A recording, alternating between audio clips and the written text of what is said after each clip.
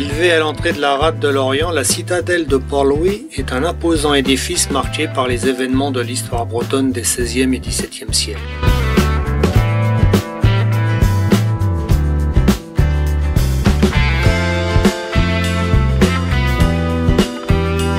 Quand après l'assassinat de Henri de Guise, le duc de Mercœur, gouverneur de Bretagne, voit que la succession du trône de France doit revenir au roi protestant Henri de Navarre, il se jette dans la révolte.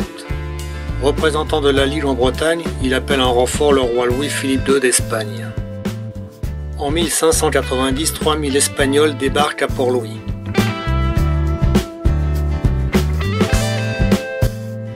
Don Juan del Aguila devient gouverneur de la place et entame la construction des fortifications.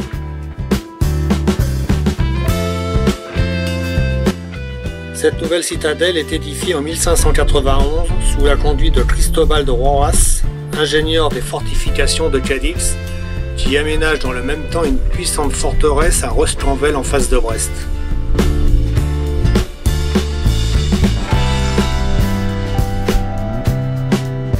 En 1598, à la fin de l'occupation espagnole, les États de Bretagne et Henri IV demandent au maréchal de Brissac la démolition totale de la citadelle.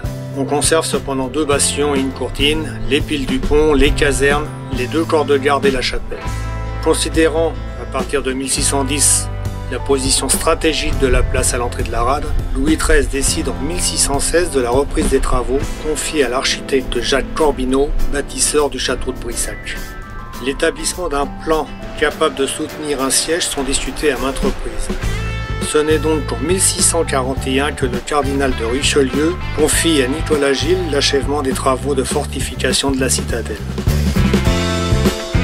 Le plan de celle-ci est un rectangle bastionné aux angles et sur les côtés. La partie tournée vers la ville est protégée par une demi-lune que l'on franchit par un petit pont dormant en pierre reconstruit en 1779.